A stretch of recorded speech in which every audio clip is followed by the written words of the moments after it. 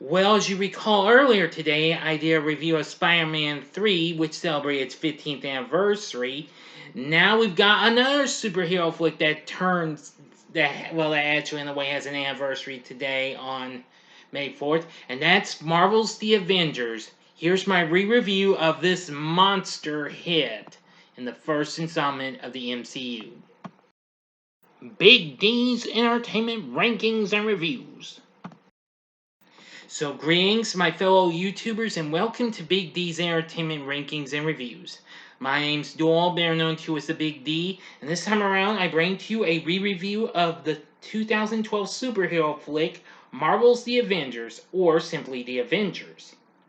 Based on the Marvel Comics superhero team of the same name, released by Disney under Marvel Studios in cooperation with Paramount. The film was written and directed by Joss Whedon that features an ensemble cast with most of the stars we've seen in previous Marvel films. Robert Downey Jr., Chris Evans, Chris Hemsworth, Scarlett Johansson, and Jeremy Renner, plus Mark Ruffalo, and also Tom Hiddleston, Clark Gregg, Kobe Smulders, Stellan Skarsgård, and Samuel L. Jackson. And of course, Nick Fury and the spy agency known as S.H.I.E.L.D.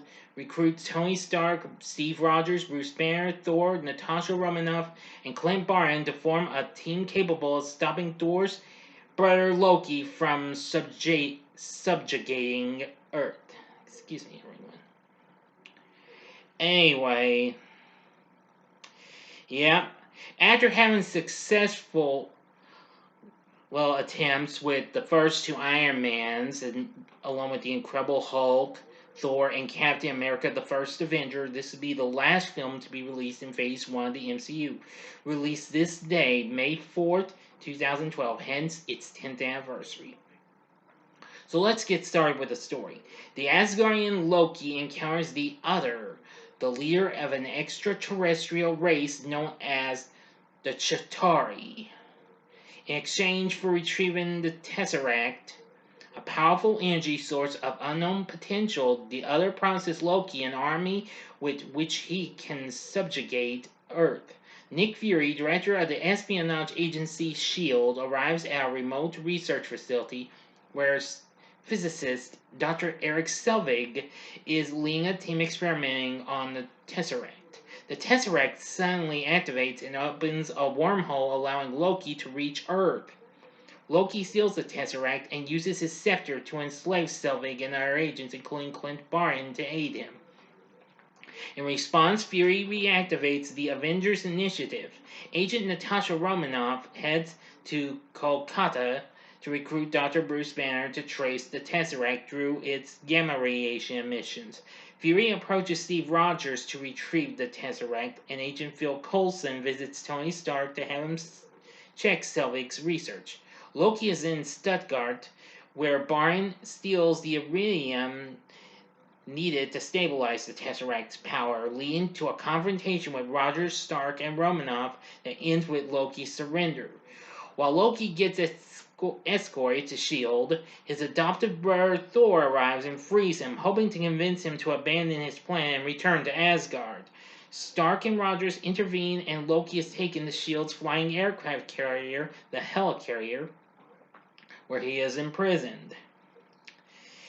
The Avengers become divided over how to approach Loki, and the revelation that S.H.I.E.L.D. plans to harness the Tesseract to develop powerful weapons as a deterrent against hostile extraterrestrials. As they argue, Loki's agents attack the Helicarrier, and the stress causes Banner to transform into the Hulk. Stark and Rogers work to restart the damaged engine, and Thor attempts to stop the Hulk's rampage. Romanoff knocks Barney unconscious, breaking Loki's mind control. Loki escapes after killing Coulson, and Fury uses Coulson's death to motivate the Avengers into working as a team. Loki uses the Tesseract and a wormhole generator Selvig built to open a wormhole above Stark Tower to the Chitauri fleet in space, launching his invasion. Now for the ending. As always, you know the procedure. 5 seconds to stop, go to the description box, fast forward to the time below, and if you've seen this, continue on as I'm doing the 5 seconds now. Okay, you've been warned. Sorry, I needed to be quick on the draw. Okay, Rogers, Stark, Romanoff, Barton, Thor, and the Hulk rally in defense of New York City, and together the Avengers battle the Chitauri. The Hulk beats Loki into submission. Romanoff makes her way to the generator where Selvig, freed from Loki's mind control, reveals that Loki's scepter can shut down the generator. Fury's superiors from the World Security Council attempt to end the invasion by launching a nuclear missile at Midtown Manhattan. Stark intercepts the missile and takes it through the wormhole toward the Chitauri fleet. I have to say that's how you pronounce this. How I have Sorry if I mispronounced it earlier. My apologies. The missile detonates, destroying the Chitauri mothership and disabling their forces on Earth. Stark's suit loses power and he goes into freefall, but the Hulk saves him. And in the aftermath, Thor returns with Loki and the Tesseract to Asgard, where Loki will face their justice. And then in a mid-credit scene, the other confers with his master about the failed attack on Earth. And a post-credit scene where we see the Avengers having a little bit of a meal or something like that. A little fast food. End of story. So what did I think of Marvel's The Avengers? I'm going to say this was a blast from start to finish. This was a monster hit for 2012. I mean, I love this film. This ended up being every one of the predecessors to this, and became my favorite film of the first phase of the MCU. Anyway, the film was actually going to be the first film to open with over 200 million. Surprising enough, Spider-Man from Sam Raimi ended up being the first film to make over 100 million a decade before this. A decade after that, the Avengers doubled that with 200 million. Incredible, huh? Anyway, I loved it, and I loved what everyone says about it. The film received praise for Whedon's direction and screenplay, which I totally agree on that. The visual effects were good, the action sequences, acting, and the musical score, which was done by Alan Silvestri, who I know from his work on many movies. Too many to mention, though. But anyway, I loved it. It had all sorts of great action sequences. The final battle with Loki and the Chitauri were an absolute, fun thrill ride. Anyway, with the cast, we have Robert Downey Jr. back as Tony Stark, aka Iron Man, who was absolutely good. Chris Evans back as Steve Rogers, aka Captain America, who was good. Playing Bruce Banner and the Hulk is Mark Ruffalo, who that character was formerly done by Edward Norton in the Incredible Hulk movie in 2008. Now, although Ruffalo was considered to play him in that movie, but before Edward Norton took the role. But he soon was cast after negotiations between Marvel and Norton broke down. Yeah. According to him, he said he's a friend of Ed's, and yeah, that wasn't a great way for all that to go down, but the way I see it is that Ed has bequeathed this part to me. I took it as my generation's Hamlet. That's pretty cool.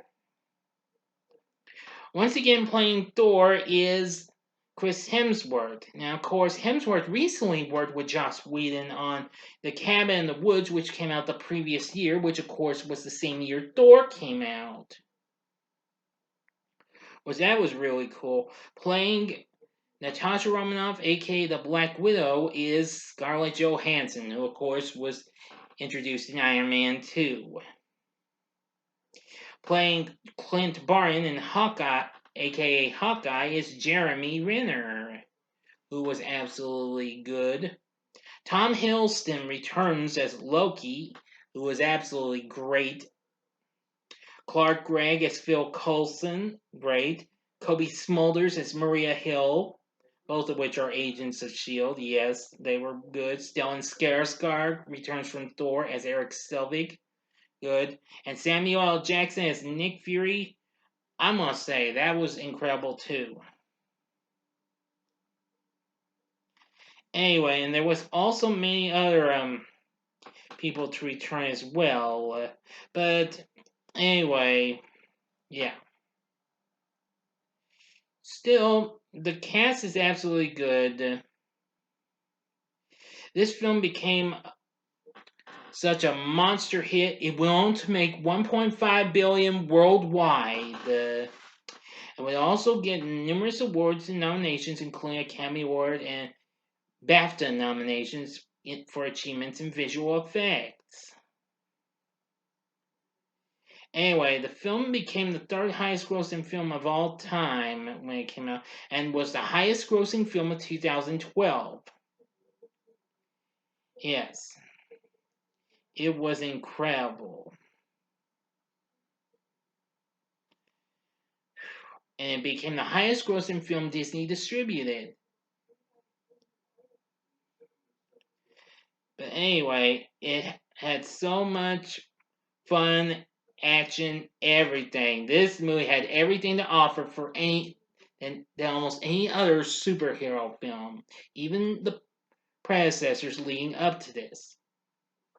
So anyway, with great action sequences, great casting, great direction, and great screenplay, great score, ooh, and great visual effects and what have you. With all that said, would I recommend Marvel's The Avengers? Easy answer. Hell yeah.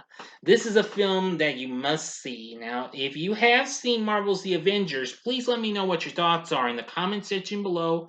And if you like the video, click the like button, subscribe to my channel, and be a part of the Big D Nation.